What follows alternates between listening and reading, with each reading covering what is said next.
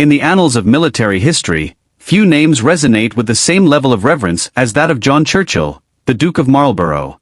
A master tactician, a brilliant strategist, and a key figure in shaping the fate of Europe, Marlborough's life was one of extraordinary triumphs and complex allegiances.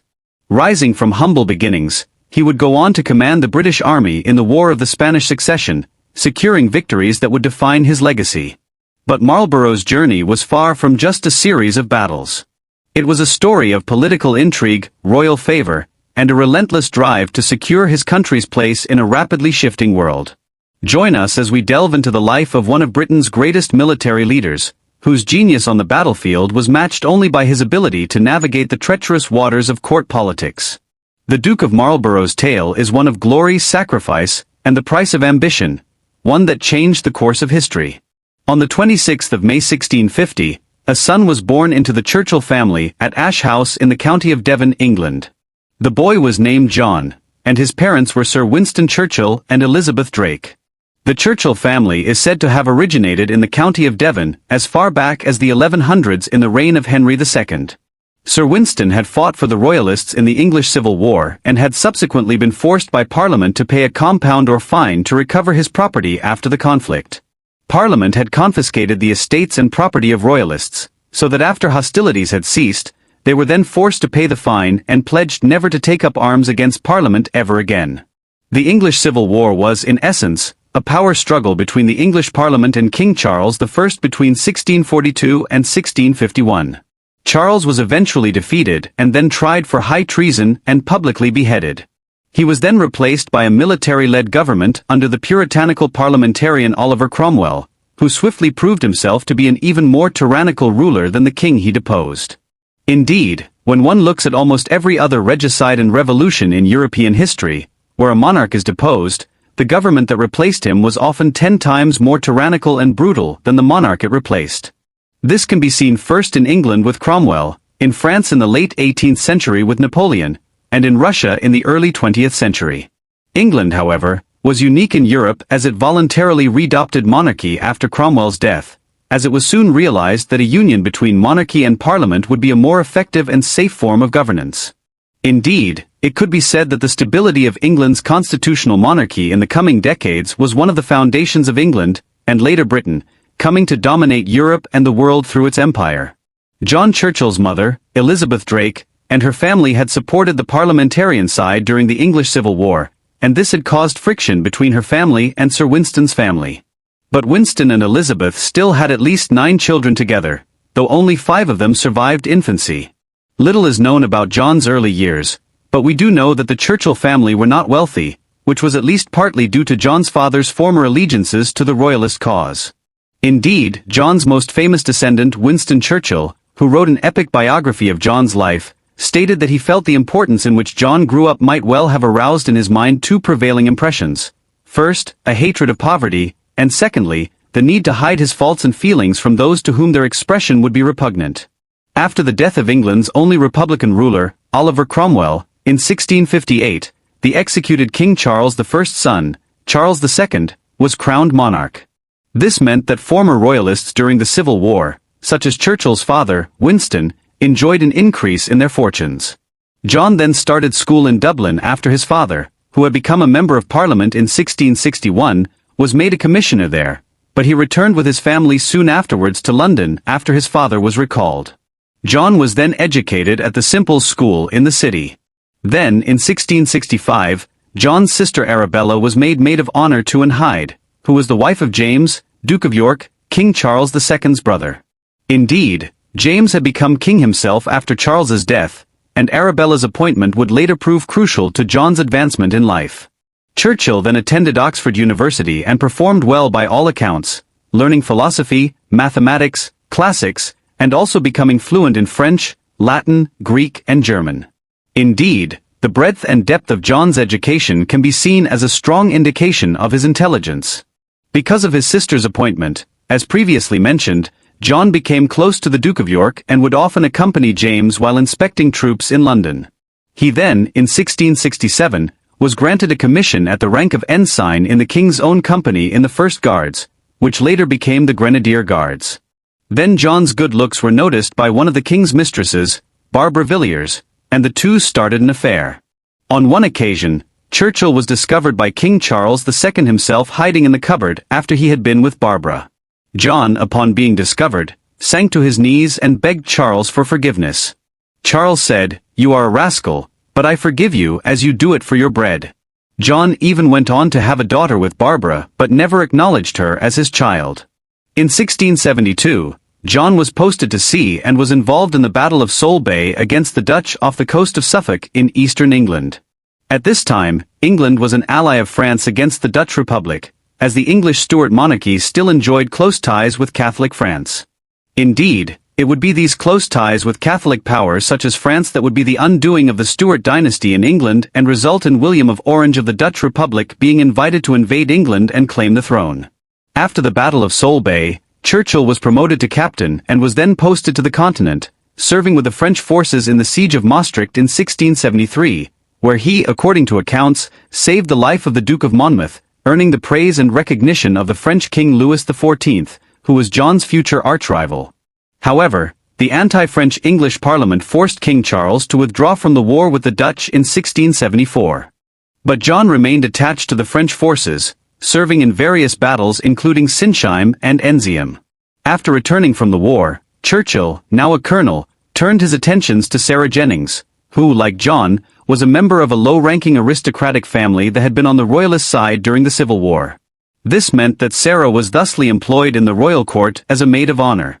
John started to write to Sarah, expressing his love for her, and they were soon married in the winter of 1677. Sarah and John's fortunes would be forever tied, and she would come to play a crucial role in helping him secure greater favor in successive royal courts. They would go on to have 7 children together during their lifetime. In 1678, the English Parliament was preparing to join forces with the Dutch Republic in their war against the French, much to Charles II's disapproval. Churchill was then sent to The Hague as part of an English delegation to organize the deployment of English forces during the war, and whilst there, Churchill met William of Orange, who was greatly impressed with John's abilities.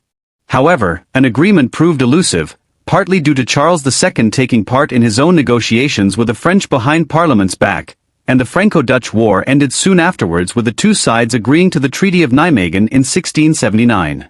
After returning home, Churchill found England to be in a state of political turmoil. A renegade Anglican priest named Titus Oates had caused uproar in the country by claiming that there was a Catholic plot to kill Charles II. As an anti-Catholic Anglican, Oates was determined that the Catholic James, Duke of York, should not succeed his brother to the throne, as King Charles did not have an heir. Oates's claims then led to 22 people being executed, and James, Duke of York himself, was exiled from the country. Eventually, Oates's fabrications were proven to be false, and he was subsequently convicted of perjury, or lying under oath, and died in obscurity in 1705.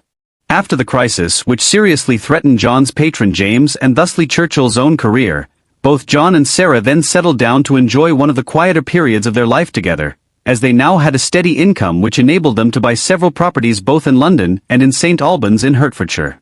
But this period of calm wasn't to last, as in 1695, Charles II died, meaning that the Catholic James, Duke of York, now James II, was crowned king. This caused great anxiety and unrest in the Protestant population, as many feared the resurgence of the religious violence that had plagued England since Henry VIII had broken away from the Roman Catholic Church in the 1530s. This unrest led to Charles II's eldest illegitimate son, James Scott, the first Duke of Monmouth, to try and seize the throne for himself.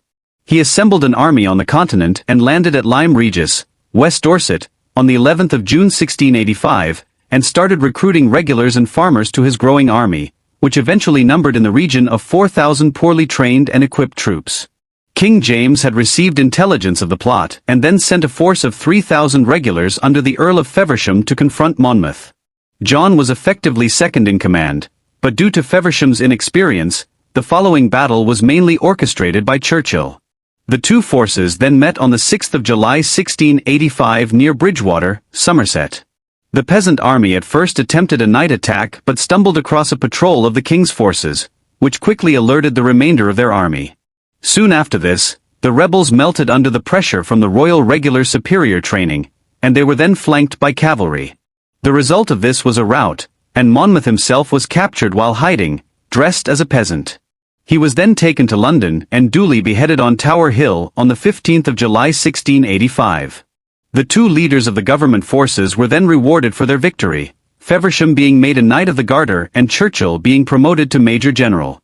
After the Battle of Sedgemoor and the Monmouth Rebellion, as it became known, Churchill's reputation was on the rise, but he was now keen to distance himself from King James, as the monarch was gradually promoting Catholics to positions within the royal court, first earning the suspicion of Protestants throughout the land.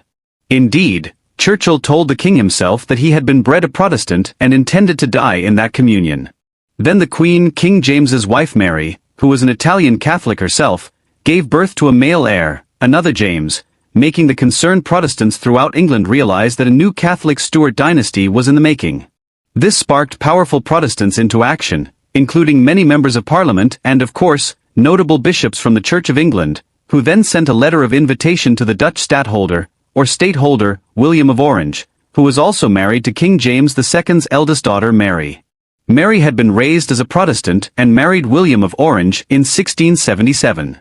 Her mother was the first wife of James II, but she had died in 1671, meaning that James then remarried the Catholic Mary of Modena in 1673, which made the possibility of the next monarch being Protestant more remote.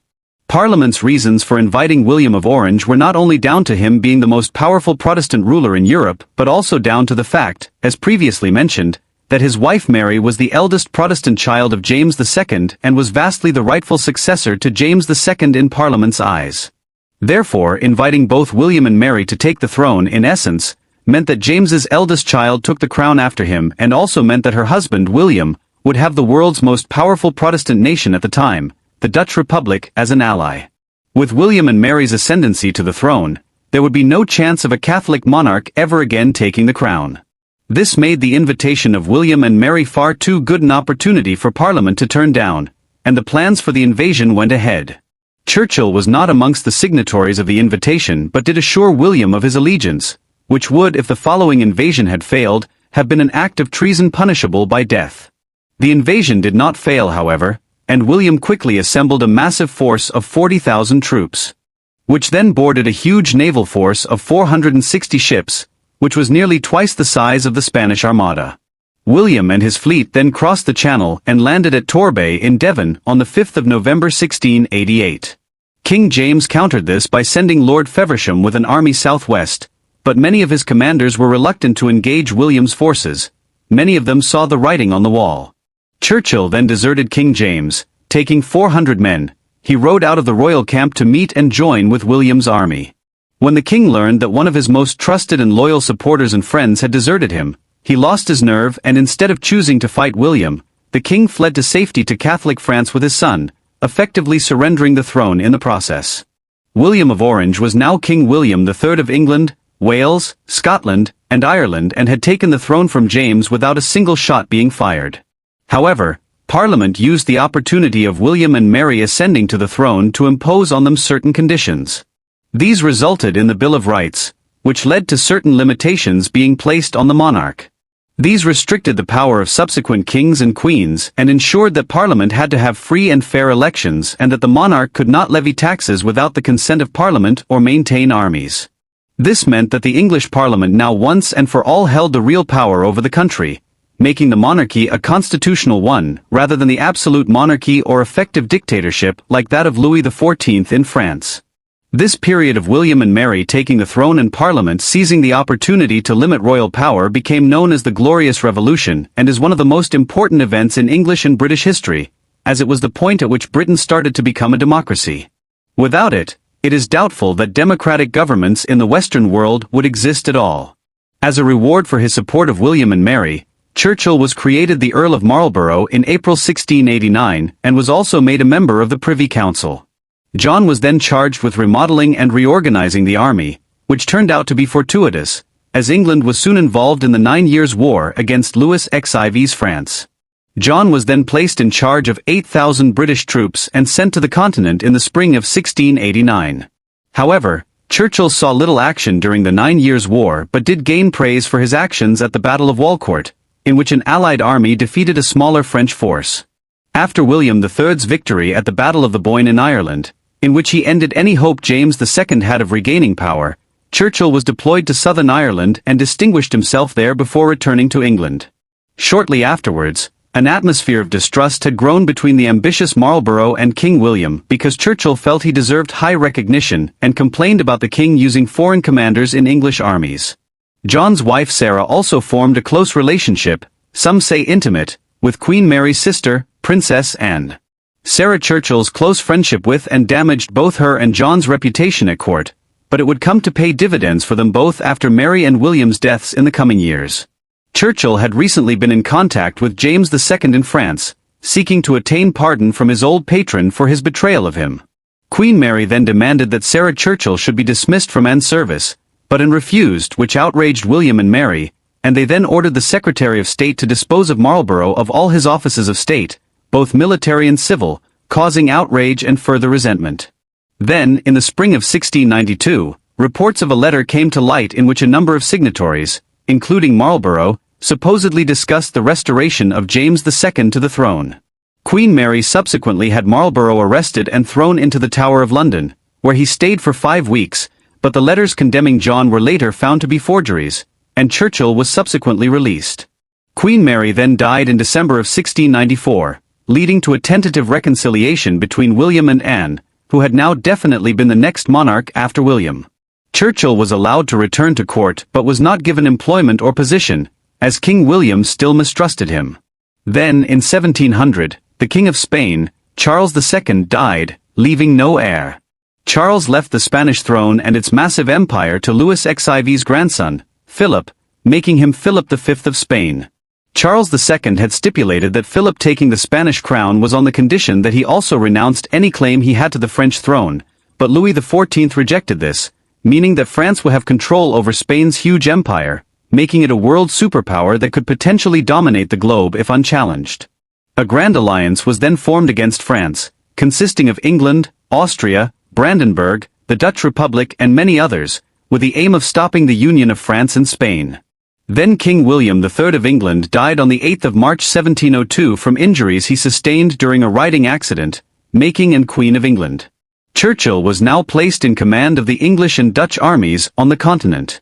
After a series of inconclusive confrontations between the French and the Allies, it became evident to Marlborough that the Austrians urgently needed assistance to stay in the war, as the French and their allies, Bavaria, were advancing towards Vienna, isolating the Austrians and potentially risking them being knocked out of the war altogether. Marlborough then resolved in 1704 to march to the aid of Austria, and over a 5-week march, he brilliantly managed to outmaneuver the French, who attempted to stop him. His army then arrived on the river Danube in Bavaria. He left the Dutch contingent of his army in Flanders to pin down the French, then marched only 500 miles up the river Rhine towards Bavaria. The French had to keep a large number of their troops in Flanders, as Marlborough had taken with him a quantity of rivercraft, which would enable him to turn around and sail down the Rhine back to Flanders much quicker than any pursuing French army could do on foot. He also planned the march meticulously, even providing his entire army with fresh pairs of boots along the way. This gives you some idea of what a master of logistics Churchill was, and in the following battle, his newly trained and equipped troops would outfight and outfire the enemy in all fronts. Churchill oversaw his infantry's training himself and understood the newfound importance of the flintlock musket, which was more reliable than the older matchlock musket. His troops were also well equipped with the ring bayonet, which was attached to the rifle around the barrel rather than the plug bayonets, which had to be pushed into the barrel of the rifle itself, meaning it could not be fired until the bayonet was taken out. He also taught his infantry how to fight an offensive battle, as it was commonplace for wars of the time to involve armies simply besieging one another in cities rather than pitched battles, which were rare. Marlborough broke with every convention of the time, continually outthinking the opposition and outfoxing them at every turn. Napoleon is often credited by many historians as being one of the commanders who first fully utilized an army's mobility on the campaign map, but the Duke of Marlborough was doing this nearly 100 years before Napoleon. After reaching the Danube, Churchill tried unsuccessfully to force the Bavarians to join the Allies by ransacking the local area, but the Bavarian Elector Maximilian Emanuel stalled for a time, as he knew there were French reinforcements on the way under Marshal Talad. The French and Bavarians joined forces, and the two armies then met near the small village of Blenheim on the 13th of August 1704. The French, who numbered in the region of 56,000 troops, took up a defensive position, with their line being anchored by the village of Blenheim and their right flank in the village of Lutzingen on the left, which was largely occupied by the Bavarians. The center of the French line was positioned in the village of Oberlau. Marlborough first attacked the French right, moving troops to assault their positions within Blenheim, then moving more troops to attack the French center around Oberlau. He then sent his right flank to attack the Bavarians around Lutzingen, which pinned the French and Bavarians down within each village, meaning Marlborough was now free to seek a breakthrough elsewhere. After he engaged the three most strongly held French and Bavarian positions around the villages, Churchill then moved more troops into Blenheim, resulting in Marshal Talleyrand weakening his center to pour more troops into the village to defend it, leaving their center exposed and vulnerable. Marlborough then sent the main body of his remaining forces to attack the French between the villages of Blenheim and Oberlau, and eventually the French buckled under the pressure, enabling Churchill to drive a wedge between the French and Bavarians, eventually resulting in a full-scale rout, which left the French troops in Blenheim effectively surrounded. Marshal Talleyrand himself was captured after the battle, which ended in the French and their allies suffering any 4,000 casualties, which was 2/3 of their entire force. Marlborough's victory at Blenheim prevented the French from defeating Austria and also forced them onto the back foot, and Bavaria was also knocked out of the war, leaving France virtually alone to fight against a coalition. Queen Anne lavished praise on Marlborough for his victory at Blenheim and gifted him the royal manor at Woodstock, Oxfordshire, which was to be rebuilt as a palace named after his victory. In 1706, the hitherto separate nations of England and Scotland were joined together in the Act of Union, which saw the Scottish Parliament vote effectively for its own termination. The Scottish and English crowns had been held by the same monarch since the Stuarts had ascended to the English throne after Queen Elizabeth I had died, leaving no heirs. The two countries' flags were also combined after the Act of Union into the famous Union flag, and the joining together of the two countries is still a topic of fierce patriotic debates in both England and Scotland to this very day. The Allies now attempted to invade France following the Battle of Blenheim, as they sensed that the country was weakened, but were prevented from doing so both by effective French resistance and Allied bungling. The French then went on the offensive, as Louis was determined to claim a favorable peace. The conflict now had spread further across Europe and the rest of the world, including North America, as Britain vied with the French for control over the continent. Indeed, it could be said that the War of the Spanish Succession, as it became known, was in fact the first truly global conflict. In 1706, Louis XIV sought revenge against Marlborough and Britain for the Battle of Blenheim and ordered his Marshal Villeroy to bring this about. The French and Allied forces then met on the 23rd of May in the Spanish Netherlands near the Meuse River in modern-day Belgium. The resulting Battle of Ramillies would prove to be another great victory for Marlborough, arguably his greatest. The French battle line stretched around the Allied line, meaning that Marlborough had a small distance to cover to stay in touch with both his left and right flanks. The French and their allies could not see either of their flanks from the center of the battlefield, making communication more time-consuming and difficult. In the center of the field, there was firm high ground, which Churchill realized was ideal for cavalry, whilst the flanks of the battlefield were lower marshy areas, in which Marlborough placed a main body of his infantry.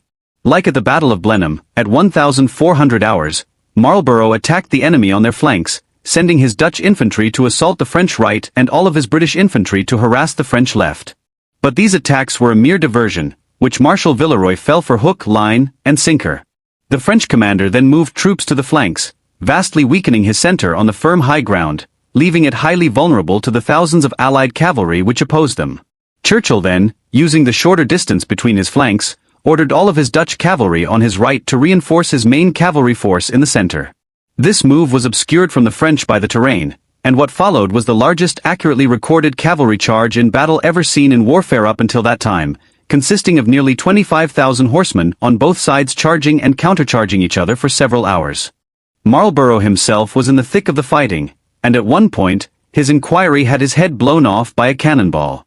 Eventually, over the coming hours, the French right gave way under the relentless Allied pressure, resulting in another defeat. They lost 15,000 casualties, whilst Marlborough's forces only lost just over 1,000 men. Over the coming years, the tide of the war more and more favored the Allies. Marlborough secured another victory over the French at the Battle of Oudenarde, which was a tactical victory rather than a numerical one, as the majority of the 80,000-strong French army was able to withdraw afterwards. The Allies then perceived and took Lille in 1708, which was one of the most strongly fortified cities on the continent, meaning that the French now seemed to be on the verge of collapse. There had been a strong possibility of a peace treaty between the two sides, but the Allies, buoyed by Marlborough's successes, had gotten greedy and attempted to force harsh peace terms on Louis XIV, which he rejected, resulting in a resurgence in French zeal, as they were now effectively fighting on their own soil. Marlborough then led the Allies toward Mons in 1709, but King Louis ordered Marshal Villeroy to defend the city at all costs. This resulted in the bloodiest battle of the war, Malplaquet, in which 85,000 Allies faced off against 75,000 French. The outcome of the battle was a slaughter on both sides, Marlborough's forces losing nearly 25,000 dead, wounded, missing or captured, whilst the French only lost half that number. Although the Allies forced the French to retreat after the Battle of Malplaquet, the cost of the confrontation was too high, which took the wind out of the Allies' sails, and the Tories within the English Parliament now started agitating for Britain to withdraw from the alliance altogether. Peace negotiations then started between the two sides, and the War of the Spanish Succession finally came to an end with the Treaty of Utrecht in 1713. Marlborough had misgivings about the peace treaty, as he felt that if France was not reduced or shackled as a major power, then the wars of his generation would come back to haunt subsequent generations to come. But such as with World War I, the cost of the war for both sides in terms of money and manpower had been huge, making a continuation of hostilities undesirable, if not impossible. Indeed, the War of the Spanish Succession and the Napoleonic Wars do have parallels with World War I and World War II, as with the War of the Spanish Succession in World War I, the Allies' enemies were not completely defeated and occupied, resulting years later in both cases with them having to fight again in the two largest and most costly wars of their respective ages against Napoleon and Adolf Hitler. Marlborough had emerged from the conflicts with international fame and honors and had shown his brilliance in the field of battle. He then spent the next few years touring Europe and earning and reaping the praise and gratitude of Britain's allies. He was compelled to return home after news reached him of Queen Anne's failing health. On the very same day he landed in England, on the 1st of August 1714, Queen Anne died. Marlborough then helped oversee the process by which Elector George of Hanover was invited and installed as King George I in August 1714. Over the coming years, Marlborough rightly received the acclaim and praise he deserved and also oversaw the defeat of the 1715 Jacobite rebellion from London, which culminated in a British government victory. But the Duke's health steadily declined, and after a series of strokes, Sir John Churchill, the first Duke of Marlborough, died on the morning of the 16th of June 1722, surrounded by his wife and surviving daughters, and he was then laid to rest in the family chapel at Blenheim Palace. Sadly, the Duke of Marlborough on the whole, is an unknown figure amongst the general public in Britain today, but he is widely recognized amongst historians and military experts as the country's greatest military commander. Even the Duke of Wellington himself commented that he could not conceive anything greater for Marlborough at the head of an English army.